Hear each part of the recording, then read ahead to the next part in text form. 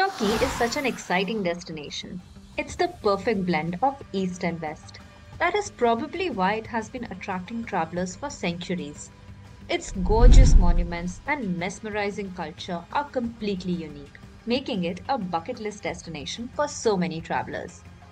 Welcome to our four-part series on Turkey, where we discovered two iconic cities in this country, Istanbul and Cappadocia, through the eyes of Anuja, a traveler from Mumbai who recently explored the wonders of this beautiful country.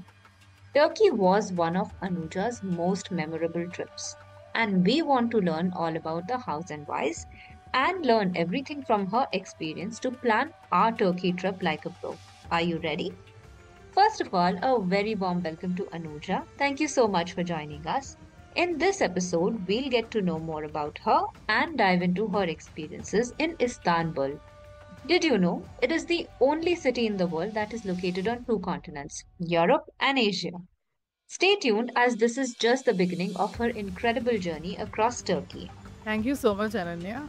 It's my pleasure that you invited me, and I get an opportunity to talk about my experiences, my trip, and one of the trips very close to my heart. I am very excited to hear about your trip to Turkey because it's a destination I want to travel to soon. So I'm going to be taking notes during this session for sure. Absolutely. Before we talk about the destination, Anuja, tell me a little bit about yourself as a traveler. What do you do? And how frequently do you travel? Sure. So I'm based in Mumbai. Traveling is my passion and very close to my heart. But from the profession front, I am a marketing professional. I'm a management graduate. Before some time, I was actually having a full-time job working as a marketing professional in a real estate firm. However, for some time, I've taken a sabbatical from my work to look after my kids. And again, parallelly, pursuing my hobby of content creation on travel. So currently, I am focusing only on my passion and hobby, that is creating content on travel, food, destinations. And that is where I keep sharing my experiences on my social media channels. That's right. And how frequently are you able to travel? So I do travel depending upon the need. So sometimes what happens is I do club my travel with some kind of work, be it professional, be it the work, and then I convert it into travel experiences also. So then what I do is I will extend my journey there. I will extend my stay wherever, whichever destination I'm going. And then I'll start recording or I'll start featuring the place there. So typically I will stay around 2 to 3 months, either domestic or international. But between couple of months, it may not be a very long-term travel, but it can be a local travel wherein I go and experience something local or anything, something related to food or culture. So between 2 to 3 months, I will have a small travel. What about Turkey? When did that happen? When did you go? So Turkey was basically in the month of May. So this was a very planned trip. Anyway, Turkey was on my mind for a very long time, but I never got opportunity to plan during the right travel period. So the right travel period for Turkey is typically between April to May, where the weather is pleasant and you can explore a lot of places there. So it did happen that I was talking to a friend of mine who lives in US, and she's also very outgoing and wants to travel and explore the world. So we were just chatting, and then we said, why don't we explore something on our own? So usually I travel by my family, with my family, and usually with my kids also. But this time, just after speaking to my friend, then we thought that why don't we do a girls' trip this time? And then, to my surprise, Turkey was a common destination which was favored by both of us. She even excitedly said, yes, Turkey should be in our list, and even I was excited. And that's when our planning started 2 3 months before the. So it was May 2020. Okay. So how long were you there? How many days did you spend? For 7 days. We actually wanted to do a lot more, but because of other commitments, professional commitments, even she didn't have so many holidays, and even I had commitments back home. So we said, at least let's club this between two cities, and let's do Istanbul and Cappadocia, and that you can cover comfortably in 7 days. So how It how was much time in each did you spend? Were you longer in Istanbul or Cappadocia? Yeah, so Istanbul, we were like 3, 4 days, and 2, 2.5 days in Qatar. If I immediately ask you what was like the one thing that stood out for you during this, what was it? So this trip was totally liberating. Okay. So, like I said, I usually travel with my family. So when you travel with family, kids, and all, there's certain restrictions. You'll have to keep certain things in mind where you want to travel, where you want to stay. But because this was a girl trip, this was a friend trip, we were absolutely carefree. We were trying to explore all what we couldn't do in a family travel. So, like, even traveling late night, coming back to your hotel late night, walking for hours, and getting tired, but still enjoying it. So all of this is possible only when you are with your friends and with your gang, which usually doesn't happen with the family, because if you are with the family, with the kids, you will have to travel with certain restrictions. Because it was with a friend, I didn't have any restriction on the time, the way we were exploring, and so it was completely liberating experience. That's fun. Yeah. So what all did you do? What were the highlights for you in the 7 days? Which attractions you really going to, and what were the spots that you made it that trip that was special? See, we landed in Istanbul. So we started our journey from Istanbul. Istanbul, the place is very lively. The moment you land in Istanbul, the vibes are very welcoming. You feel you can see a mixture of Europe and Asia, a combination there. The people are very welcoming, hospitable, and they are very open to tourists, always helpful to tourists. So we started our journey with Istanbul, and we stayed in a place called Sultan Ahmed Square. So that is called the Old City. It is close to major attractions. That place. That is why we chose that place. So your major attractions are the mosques there. The mosques are very beautiful. They are out of the world. The outside structure itself is so beautiful. You would just want to stop by and just keep gazing at the mosque. The minarets are so beautiful. The way it is constructed back then, maybe thousands of years back, but it was incredible to see the architecture. And Sultan Ahmed Square is so lively. You will only see most of them tourists stopping by there and clicking photographs. And what happens is the square is a nice courtyard square wherein you will have two mosques opposite to each other. On one side there is Hagia Sophia Mosque, and on the other side is the Blue Mosque. So you can observe both of them standing in middle of the square, and them they look beautiful in the evening. After the sunset, the lights it gets illuminated, and the minarets are lit up, and the mosque looks absolutely amazing. They look wonderful. So the fact of just sitting there, there are benches kept there for tourists to sit by, gaze at the place, just soak in the beauty and enjoy. So that is when we started our journey. So because the place Sultan Ahmed Square where we stayed is very close to these 3, 4 tourist spots. They're all very close to each other. So we started by exploring Hagia Sophia, then Blue Mosque. Then there is this Topkapi Palace which is close by. So we did that. Almost we took half a day or more than that to explore these places. Yeah. So then after that, we in the evening we did the Bosphorus cruise. This is my day one. Bosphorus cruise is a cruise which they show you the Europe and the Asia side through the cruise. So one side you are in Asia, another minute you are in Europe, and the cruise is absolutely beautiful. The amazing part is most of the tourists they take morning cruise, but we did the evening cruise. And evening cruise is I felt it is much more beautiful to do an evening cruise because you see the entire skyline of Istanbul. You can see the mosques. The skyline of Istanbul is amazing. The landscape, the diversity, the culture. You can see it pass by when you're cruising the ship. You can see all that entire skyline going back with the cruise. So it's I think 1.5 hour, 2 hour cruise, but the experience is amazing. So this was the day one in Istanbul. That sounds amazing, yeah. And you mentioned like the monuments are illuminated, the city is illuminated, so definitely seeing it from a river must be quite the thing. Yeah, it's an architecture marvel. If you like history, if you like diversity, you will feel that I need to see more, and this is not enough for me. So you would want to again go back to the same mosque next day, maybe sit at Sultan Ahmed Square and keep gazing at the mosque. So that cruise, did you book it in advance before you went, or did you book it on the spot? What happens is, even if you are traveling in the peak period, it is pretty much accessible. You can book it then and there. Either you can book it online or wherever you stay. See, the hotels there are very cooperative and they're very helpful.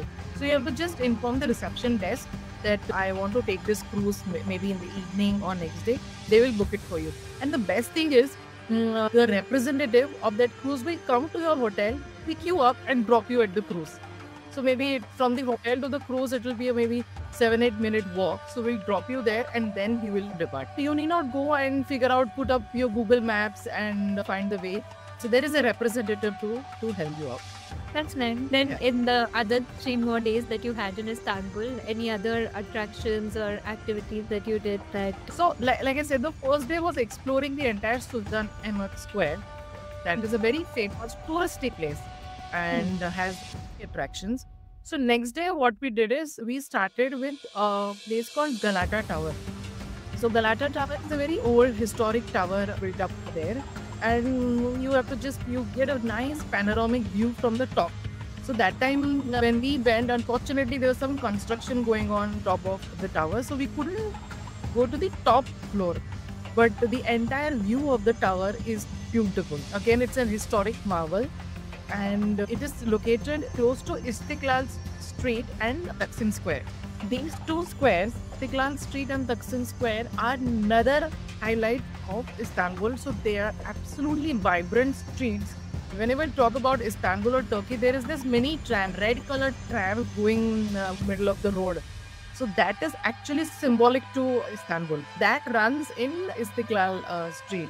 So Istiklal Street is your go-to place for all kind of cafes, party place, and hangout spots, high-end restaurants, and of course shopping.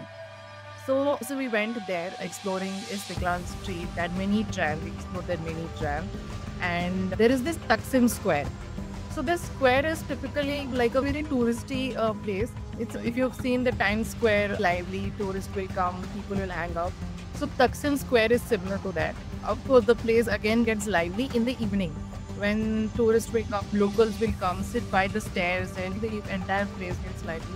There are a lot of cafes and restaurants surrounding that place. It's a typical hangout spot. And you don't come to know how time passes there, because the place is so lively, so amazing, that when we looked at the time, we said, it's already 2 to 3 hours. And we felt that we want to spend more time here. So that was my second day exploring Galata Tower, Taksim Square and Istiklal Street. From hearing about your trip, I feel that you were spending so much time on the streets themselves. They were only so interesting. This was the best part of my trip. Otherwise, what happens is we usually take a tourist car because you have to travel from one place to another. So we are always in a car. Maybe a car will drop you there. You'll go explore the place and then come back, sit in the car again. But this time we had decided that we'll walk it up or we'll take the cab. In my entire journey, I took cab only once. The city is absolutely safe for even female travelers, solo travelers. The public transport is very convenient. If you're okay traveling or walking a little bit, you should take a tram. First of all, it is economical, and the stations are very close by. Every 2 to 3 minutes, you will have the next station come up. So rather than taking a cab, it's always good to travel in a tram there. The pass booths are also located close to the station only. You just go take a tram pass, it takes around 70 lira, which will give you 3 visits. And keep filling that pass. Once your 3 visits are done, you keep refilling it. And the maps are all written, the maps are conveniently placed inside the trains. Like I said, the locals are very helpful. If you want to ask if I want to go here, how do I travel? So they will help you. It's a city that's meant to be explored on foot or on public transport. Just be out and about. If you like walking and using public transport, you should explore this through a public transport only. Yes, that you did in the rest of the days in Istanbul. That next day, what I did is, so while we explored all the historic spots and this Taksim Square and all.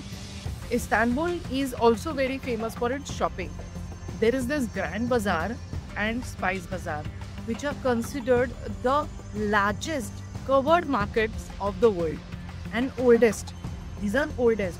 They have around more than 4,000 shops inside the bazaar, and it is so bustling. It is so vibrant. You will only find a lot of tourists inside, and people are calling by, "Hey, why don't you come?" The best part is the locals will come to know you are Indian. They will call you by some Bollywood celebrity name. That's on the face. And oh, and in Turkey and Istanbul, you are aware about your Bollywood stars, and especially all the Khans and Kareena Kapoors and all are very famous there. So they will call you by their names, and you will feel, wow, Bollywood is so famous. And people are very interested in watching Bollywood movies. And they will talk about your place, your city, where you come from. We like Bollywood. We've seen this movie. I like Salman Khan. So they are very fond of Bollywood. And Grand Bazaar is a place which is the biggest market, oldest market, and again a very very touristy spot. It is good to see how these are old markets, which is a covered market, and you will find everything inside, right from your ceramics, rugs, souvenirs, cosmetics, everything. But only the thing, this Grand Bazaar is slightly overpriced for the tourist. The best part is exactly if you get out from the Grand Bazaar, there is a big shopping market. So while you soak in the vibes of Grand Bazaar, you get to know the history of the Grand Bazaar. You have a look at it. If you want to really shop, you should shop from the bazaar which is outside Grand Bazaar. And these are the local bazaar where you will get good economical rates. End of the day, you will feel little tired because it just doesn't end. Did you buy anything there? Yeah, because we did a lot of shopping because I'm fond of clothes, I'm fond of jewelry. Amazing for females, for girls, you will get nice, prettiest jewelry there, right from your earrings and makeup and all, everything. They have this second-hand market also there, wherein you will find all your bags and belts and boots, leather jackets and all in a second-hand market. So if you're fond of buying, you can buy from there, like a Michael Kors or a Jimmy Choo or a Gucci and all of that. But it's not a bad quality, not a very bad quality. It's a second copy. But if you're okay with buying that and showing off for some time, why not? Yeah. I bought a couple of t-shirts, I bought a nice bag for myself. Then I did the shopping for jewelry. Earrings were very pretty. Yeah, I indulged myself in shopping. And you found that bargain market as well. The one with the clothes and sweatshirts. Yes, yeah. There is another tip which I'll give you. If you're good at bargaining and negotiating, you can get a better deal there. If you're good in negotiation. If with Indians you're used to bargaining with your local sabzi wala and all of that, you will definitely strike a good deal. And Indians are at an advantage in terms of Bollywood connection plus bargaining skills. And absolutely, it's the Well, that was just a glimpse into Anuja's adventure in Turkey. Don't you want to book your ticket right away and start exploring the streets of Istanbul? But there's so much more to cover. In the next episode, she takes us to the magical landscapes of Cappadocia, where fairy chimneys, hot air balloons, and more adventures await. Don't miss it. And don't forget to like, comment, and subscribe for more travel stories. Until next time, happy travels!